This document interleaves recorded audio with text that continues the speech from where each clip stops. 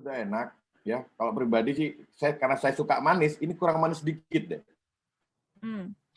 Buat saya ya, kurang manis dikit, overall enak. Mungkin 30 tadi, ya faktor yang tadi Bro Dimas bilang, ini dadanya rada parno, dada ini. Ini udah cukup sih, manisnya cukup. TH juga udah oke. Ini di hari kedua juga dada tuh udah nggak kerasa gitu. Paling ya emang efek santuinya sih ada. Ke kepala tuh enak gitu. Mungkin butuh senderan kayaknya. Lumayan sih, udah bisa bikin diri sendiri santuy gitu. Jadi nikotin itu juga pas, throat-nya juga pas, manisnya juga nggak terlalu oversweet banget. Nyender Om. Nggak ada komplain. Untuk manisnya sih pas, karena nggak terlalu manis banget, karena kurang suka manis. Untuk dari si nikotin itu puas, jadi nggak terlalu banyak puff, jadi cukup untuk beberapa kali puff doang. Ya, insya Allah bisa menghentikan rokok dengan Niska 99 plusnya. Nikotinnya TH-nya tetap ada, cuma halus. Untuk halus banget. Halus ya. Halus Tapi banget. 4 kali puff, gua 4 kali puff itu gua udah ngerasa tenang, udah ngerasa fokus. Pokoknya banyak orang-orang bilang itu istilahnya udah nyender lah. Biasa cuma pakai 12 yang santuy. Jadi rada kaget buat ngisepnya. Tapi kalau buat kepuasannya dapet sih Om.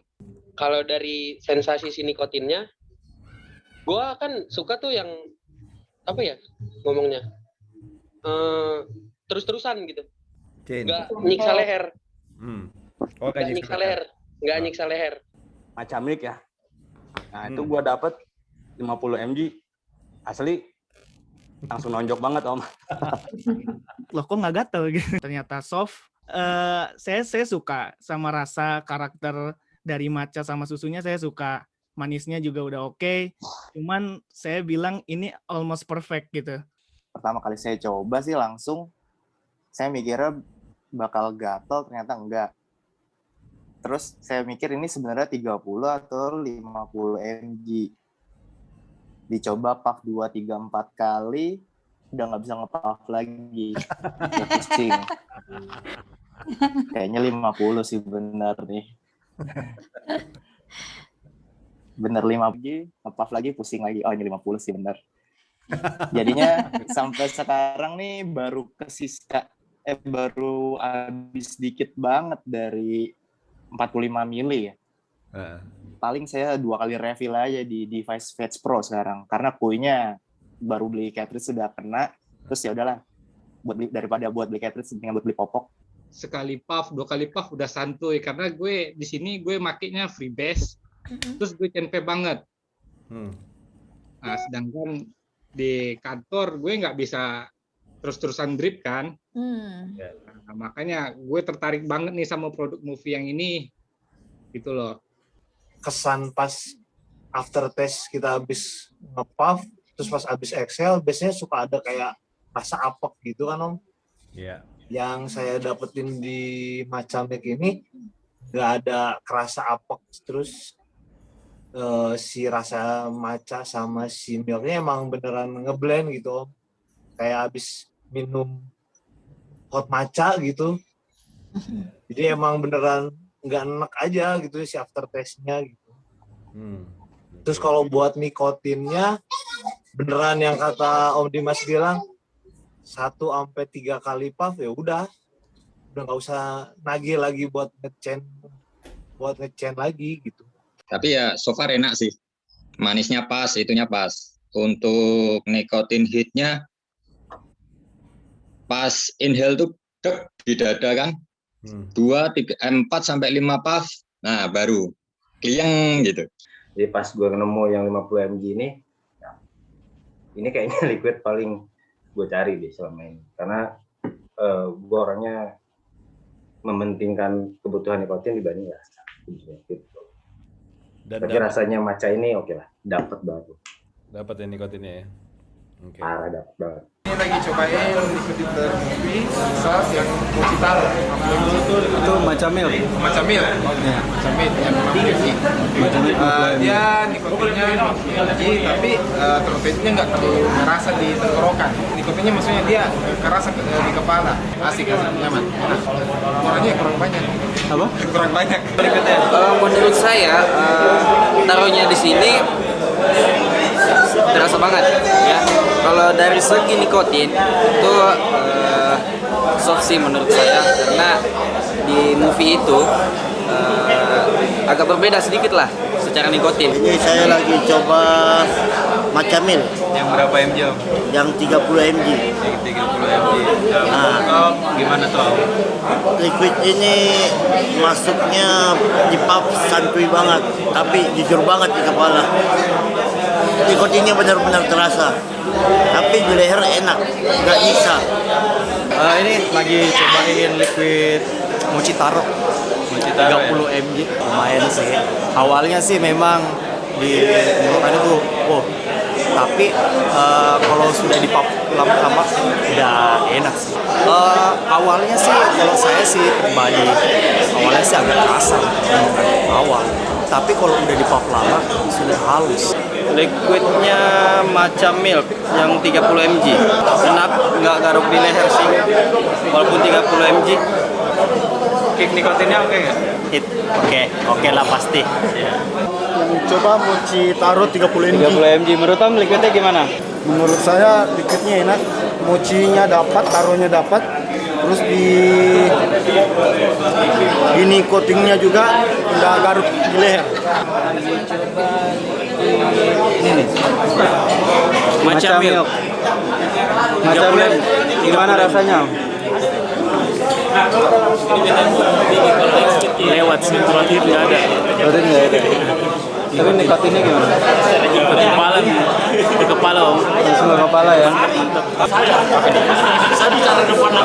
Yang macam milk ya. Menurut Om gimana liquidnya? Saya pikir tadi ini free base.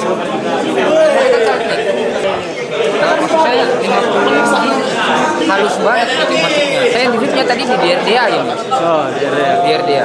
Tapi kick nikotinnya gimana? Lumayan di kepala.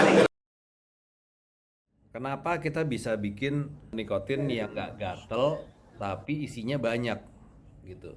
Satu karena teknologinya baru, kita bikin bangun pabrik khusus untuk itu. Tapi ada lagi persoalan simpel sebetulnya. Persoalan simpel tuh rupanya gini. Bisnis nikotin ini kayaknya kalau di luar negeri ini bisnis gede banget untungnya. Karena yang namanya nikotin yang kita isep itu ekstraksi kan. Nah, ekstraksi. Yang disebut dengan ekstraksi itu kita bisa mengekstrak nikotin dari pohon tembakau itu baik dari batangnya, daunnya, bunganya, atau ampasnya. Kita nggak terlalu perlu kayak cerutu, kayak rokok yang perlu daunnya yang bagus gitu. Jadi akibatnya dalam satu pohon itu paling cuma 3-5 lembar daun tembakau yang bisa dijual ke pabrik rokok. Sisanya batangnya, bunganya, dan daun yang nggak bagus dibuang. Itu menjadi ampas. Nah, kita bisa, tapi walaupun dia ampas, dia mengandung nikotin. Nah, cuman masalahnya adalah kalau kita contoh kita ambil dari ampas atau dari batang nikotinnya, dari situ jadi nikotin. Tapi secara bahan dasarnya itu pH levelnya itu jauh lebih gatel. Kalau kita ngambilnya dari batang itu jauh lebih gatel. Nah, artinya kalau mau bahan dasarnya itu nggak terlalu gatel, ngambilnya pertama mesti dari daun yang bagus, bukan daun yang ampas, ditarik, jadi nikotin, itu udah lumayan jauh tuh nggak gatelnya. Sehingga pada saat proses asam benzoatnya, pada saat bikin itu menjadi nikotin saltnya, langkahnya tuh cuma deket. Malah kita pakai asam benzoat tuh jauh lebih sedikit dibanding yang kalau pakai batang. Makanya kalau misalnya nikotin salt biasa, itu ada baunya. Kalau udah bicara 30-50 udah mungkin rasanya udah pasti ketutup lah. Karena nikotinnya sendiri ada baunya. Jadi kita ngambilnya tuh dari daunnya, dari daun yang bagus. sehingga dia nggak terlalu gatel. Pada saat dia nggak terlalu gatel, kita taruh lagi di dalam proses yang bikin saltnya, asam benzoatnya, itu nggak terlalu jauh. Dan karena nggak terlalu jauh, kita nggak naruhin banyak. Karena nggak naruhin banyak, rasa nikotinnya lebih netral. Pada saat rasanya lebih netral, jadi rasanya lebih keluar. Jadi kita bisa ke creamy, bisa, kalau yang lain-lain kan biasanya rata-rata ke larinya kalau salt udah tinggi banget rasanya ke fruity gitu. Karena kalau ke creamy nggak berantem gitu rasanya. Nah, tapi modalnya lebih gede karena bahannya dari daun. Itu nomor satu. Ya, tapi nomor dua, karena kita dari daun, efeknya itu ada rasa kayak cerutunya, nendangnya di dada, dung. Kalau kita sikat sigarilos gitu-gitu kan, mau ditarik kan, mau dibuang-buang sayang, mau ditarik dikit, jedung, ditonjok dikit gitu kan. Ada rasa sigarnya, dalam arti bukan rasanya, tapi pengalamannya tuh dia di dadanya tuh dek gitu, ada kayak gitunya karena memang ekstraksinya dari daun. Tapi kalau ekstraksinya dari batang, gatel. Jadi kita taunya tinggi itu nikotin gara-gara kita tahu, oh ini gatel banget gitu, makanya kita tahu itu tinggi. Gue jadi baru mikir gitu waktu gue SMA, tukang rokok gue tuh bilang, Mas, kalau lagi tenggorokan lagi nggak enak, kalau lagi sakit jangan dipaksain Marlboro-nya, ini aja Mas, Samsu. Dikasih Samsu gue. Kalau misalnya lagi sakit jangan dipaksain Mas, Marlboro Mas, nanti tambah sakit. Kalau mau yang halus, ini apa? Samsu. Jadi gue ngeliatnya situ, loh, berarti kalau bahan dasarnya lebih bagus, dia lebih halus.